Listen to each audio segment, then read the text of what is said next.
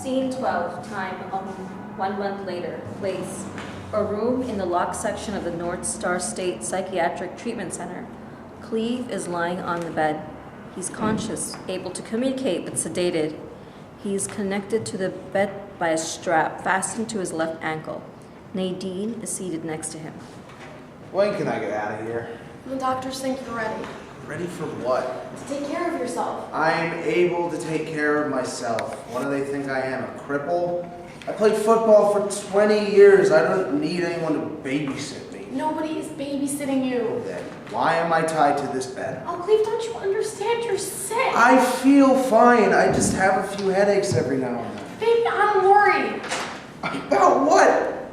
Headaches can come from anything. It's like a pain in the butt. Except it's in my head. I just want to go home. I want you to go home too, darling, but not right now. What about if I sign myself out? They won't let you leave, you know that. If my parents were still alive, they'd get me out of here. Maybe I ought to call some of my old teammates or something. Hello. What a struggle it was to find you. How are you? Who are you? Yes, who are you? My name is Levington. I'm a reporter for Sports Network America. I want to do a story on you. A story about what? About you? I think you need to leave now. I'll call an attendant. No, don't do that. I like this gal. How did you get in here? This may shock you, but I told them the truth, that I was a reporter. One of the nurses heard about me and let me in. I'm here by myself. I heard that you were hospitalized, and I wanted to see how you were doing. You think they could let me out of this place? Well, if they do, take me with you. The food here stinks, and they keep plying me with pills. What happened? How could one of the greatest players in the history of pro football wind up in a state mental hospital? Is this really any of your business? Yes, it is. A lot of people are interested in your husband. You're his wife, right? Of course I am. I figured that much, but I just wanted to make sure. Anyway, when a 10-time All-Star, 2-time MVP, and 3-time football champion winds up in the state mental hospital, that's news. Because if it can happen to Cleve Laubinger, then it can happen to any player. Meaning that every player is at risk. And that makes it even more of a news story. So you're here just to use Cleve to peddle a story? No! What was your name again? Nadine. No, Nadine. That's not it at all. I'm not here to peddle anything. I'm here because I'm interested.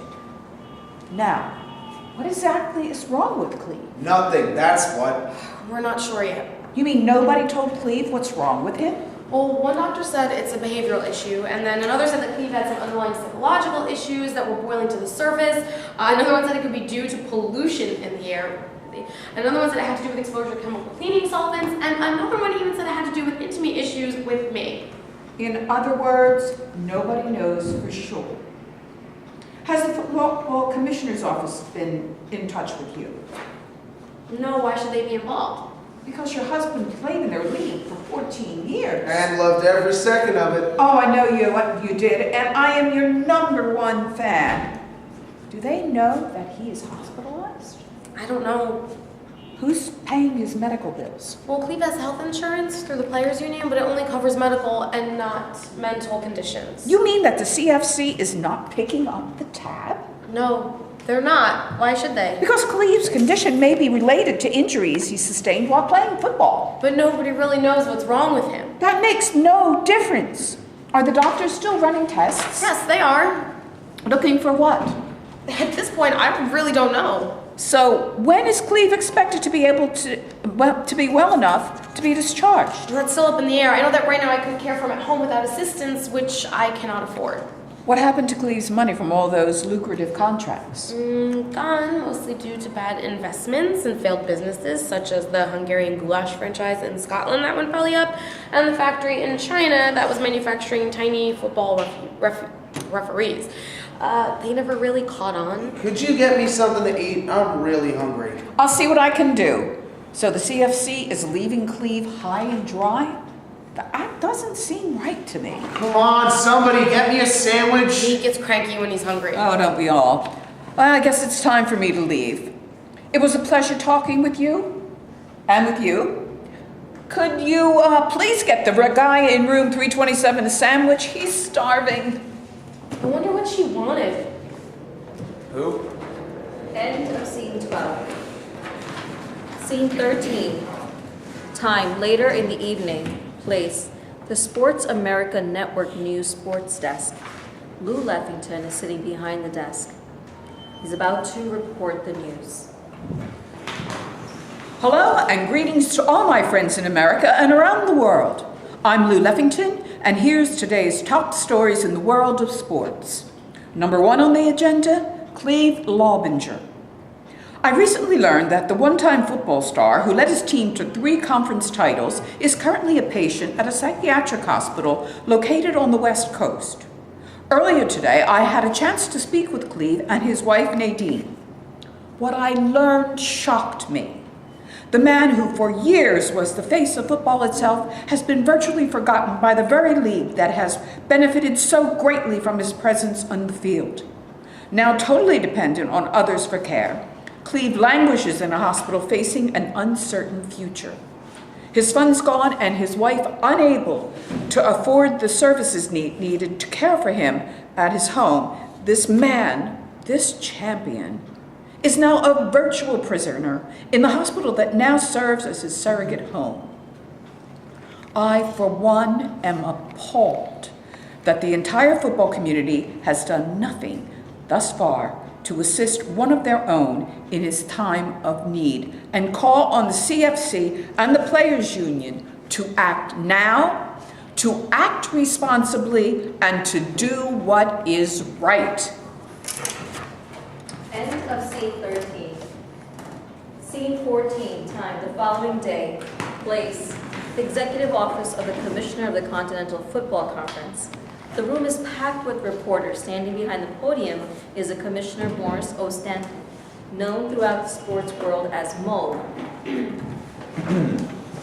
Ladies and gentlemen of the press, I want to welcome all of you. I'm Mo Stanton, Commissioner of the Continental Football Conference.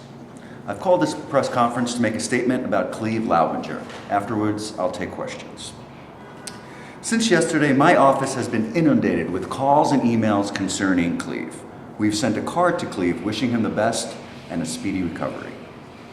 Cleve was a great player, a Hall of Famer, a man who brought credit to his team, to this conference, to the game of football, and to sports in general. The question is, who bears responsibility for Cleve now? Is it the conference, or the union, or ultimately Cleve himself? After consulting with a team of medical and legal experts, I have come to the conclusion that although we sympathize with Cleve and we wish him all the best, there is little that the CFC can actually do to ease his plight.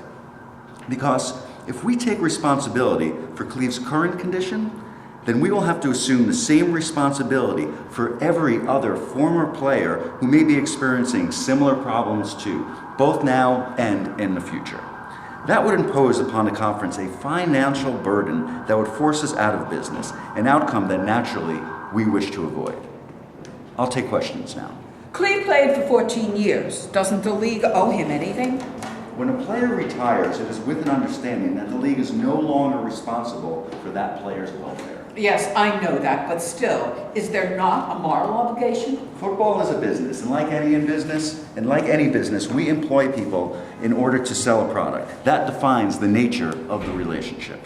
Are you saying that when a former player is in dire need, there is nothing the league can do for him? No, I'm not saying that. What I am saying is that we cannot take on financial responsibility. But isn't it a fact that Cleve Laubinger's problems may be due to injuries he sustained while playing?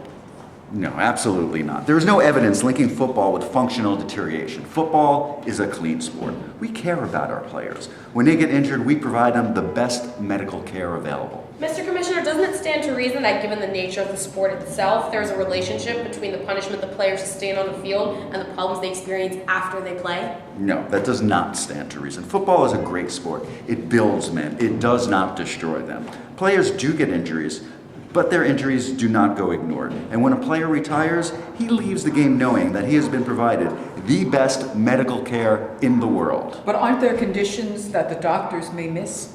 Let me repeat myself. Our players get the best medical care in the world. And let me add something further. If we thought that any player was at risk of developing some kind of cognitive impairment, we would not let him on the field.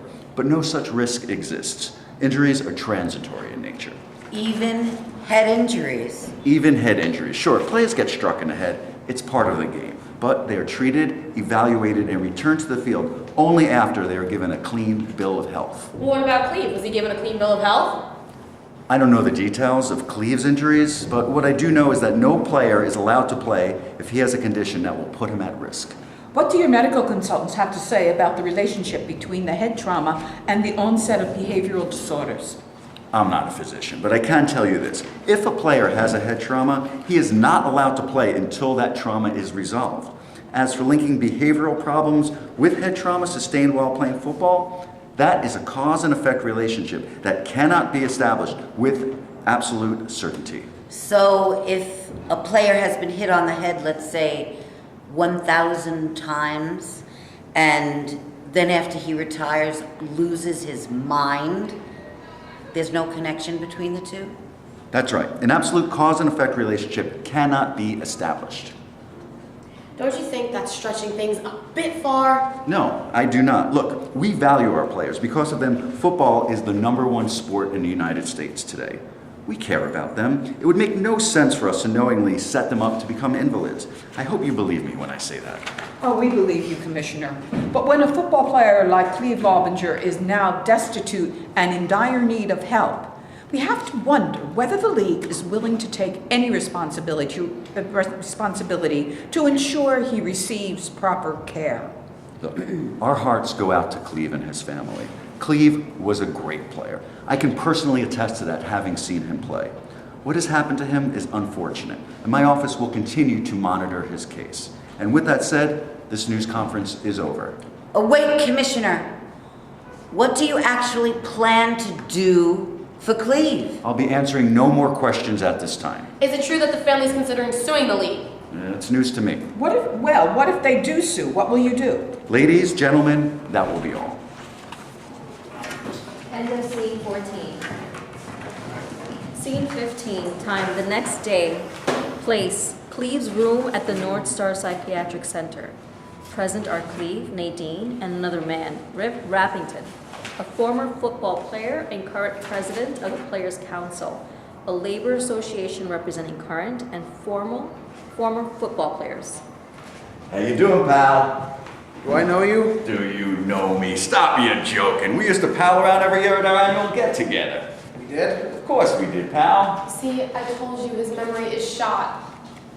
Hey, shut up. There's nothing wrong with my memory. He gets really irritable. What do the doctors say? Not much. I watched the commissioner's news conference on TV. Says he cares. Crock. It is a crock, but that doesn't surprise me. Paying lip service is all he's good for. He's just a front man for the owners, that's all. I know that, but I would think that basic humanity would dictate that he take a more compassionate attitude. You're confusing football the game with football the business. In football the business, there is no place for compassion. You're not telling me something I don't already know, but if that's all you're here to say, then you're just wasting my time. Why are you barking at me? I'm not the problem. I know you're not. I didn't say that, but you're not the solution either. It seems like nobody really wants to help. It's depressing. Cleve is a human being. He's not a piece of machinery that gets thrown out after it breaks. Players Association's aware of that. Then show it. Is the union willing to help? That's up to the executive board to decide. But you're the president of the union. Can't you act on your own? No, I can't. You're no different than the commissioner. All talk and no action.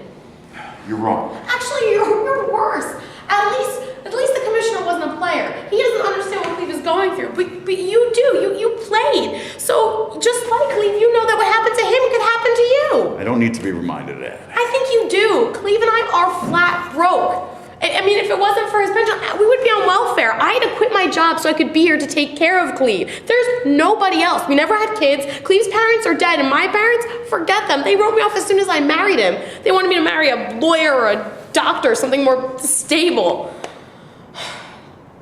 I was a clerk at a hardware store when I met Cleve. I was this small little thing, and he was so big. I think that's why my parents were maybe afraid of him. Maybe they were right, and maybe I shouldn't have married him. Look at him now. So you regret having married Cleve? No, I love him so much, and I don't want him to die. Hey, you, stop your bawling. You know what? Yeah, you're right. What's the point, right? This is my life now, for better or worse. Well, anyway, thank you for taking the time to visit. Hey, buddy, I'll be leaving now. I'll see what I can do. Goodbye. We'll be in touch. Who was that guy? Nobody. Try to get some sleep. End of scene 15. Scene 16. Time a week later. Place. Cleve's room at the hospital. Cleve is lying in bed. Nadine is seated next to him. Hey, doll, I want to go home. I know that, big guy. I'm working on it, but it's hard. It's like nobody wants to help. Well, try harder. I want to get out of here. Please, I'm trying my best, okay? Hello, Cleve. Remember me? Who are you? Excuse me, do you know Cleve?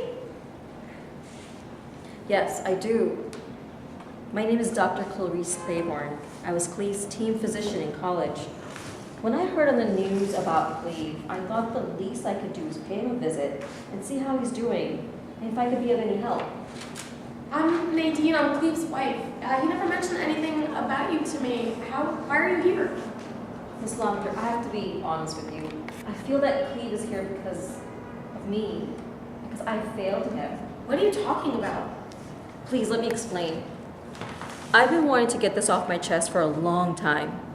You see, Miss Laubinger, I had a chance to stop Cleve from playing, but I didn't. I knew he was already having problems, but I cleared him to play anyway. I caved into pressure. I didn't have the guts to say no. Hey, lady, what's wrong?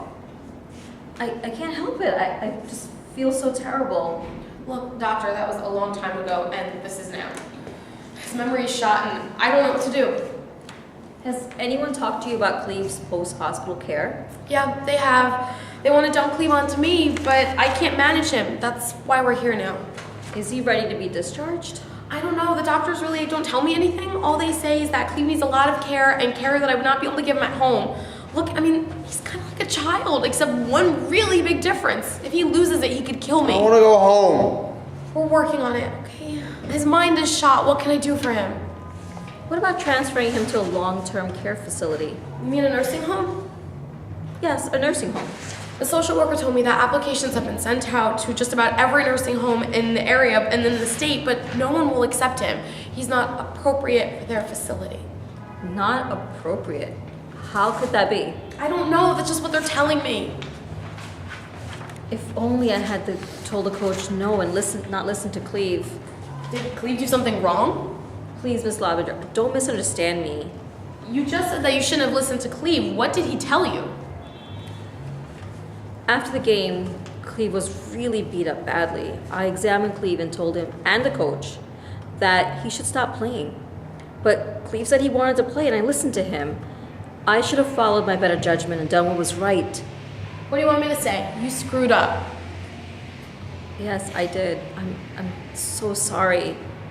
All I had to do was refuse to sign that paper clearing Cleve to play, and all this could have been prevented. Well, it's too late now. Maybe you're right, but at least my conscience would have been cleared. What do you want from me? Forgiveness? I didn't mean to upset you. But that's what you're doing. Frankly, doctor, whatever you are, all you're really beginning to do is irritate me. In fact, maybe you should leave right now. What's going on here? Nothing, doctor. We were just having a discussion. Didn't sound like a discussion to me. I could hear you all the way at the other end of the hallway. Are you okay? Yeah, I'm okay. I'm just hungry. And who are you? I'm Dr. Clarice Claiborne. I was Cleve's team physician when he was playing in college. I'm Dr. Charles Laubinger. Lopinski. I'm Cleve's attending physician at the hospital, and this is Ms. Lagrange, Cleve's social worker. What brings you here? As I was explaining to Ms. Laubinger, I learned about Cleve's hospitalization and I thought I should pay him a visit. Is Cleve still your patient? No, not anymore. Then your visit here is purely social? Look, maybe you ought to leave. I should have never signed those papers and cleared Cleve to play. Who are all these people? Could you get me a sandwich or something? We'll get you something to eat soon. I want something to eat now! We'll get you some food soon, Cleve. What do you mean you should have never signed those papers clearing Cleve to play? It's a long story. Does it have any bearing on Cleve's condition? It does. As I told Miss Laubinger, I was a doctor who cleared Cleve to play when he was in college. That was then, and this is now. And frankly, Doctor, I'm not even sure if I should be discussing Cleve's case with you. In fact... Will everybody please shut up? Now you're upsetting. Get them out of here! We're trying to help you. Oh, shut up! That's what everybody keeps saying! I want out of here! He's been cleared for discharge for 3 months, but we can't find a facility anywhere in the state that will accept him. Isn't that so, Miss Lagrange? Well, we've sent out applications to just about every long-term facility in the state, but so far no one will accept him. And we can't discharge him to his home because Ms. Laubinger won't take him home. Yeah, that's right. Blame me. I'm the bad guy.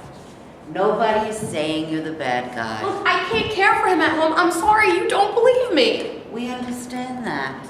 I don't think you do. All you want to do is get rid of him. That is not true. It's just that he cannot remain in the hospital indefinitely. I know that, and if I could take him, I would right now, but I can't afford the care, especially since I'll be getting hit with a huge hospital bill. Miss Laubinger, let me assure you that regardless of his ability to pay, your husband will continue to receive the best possible care we can provide. As for the billing issues, I suggest you contact the hospital's patients accounts department. I have, and they were no help at all. What am I gonna do? Hello, Nadine.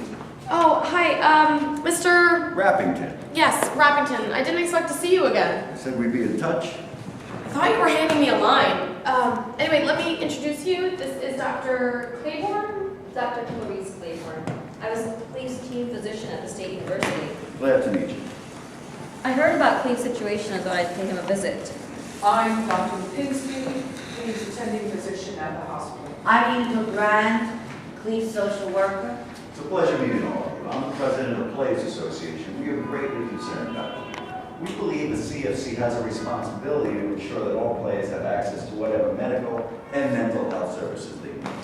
I agree with you. The question is, does the CFC feel that way too? That's something that has to be further explored. More talk. That's all I ever get from anyone is talk. I'm not just here to talk, I'm here to help.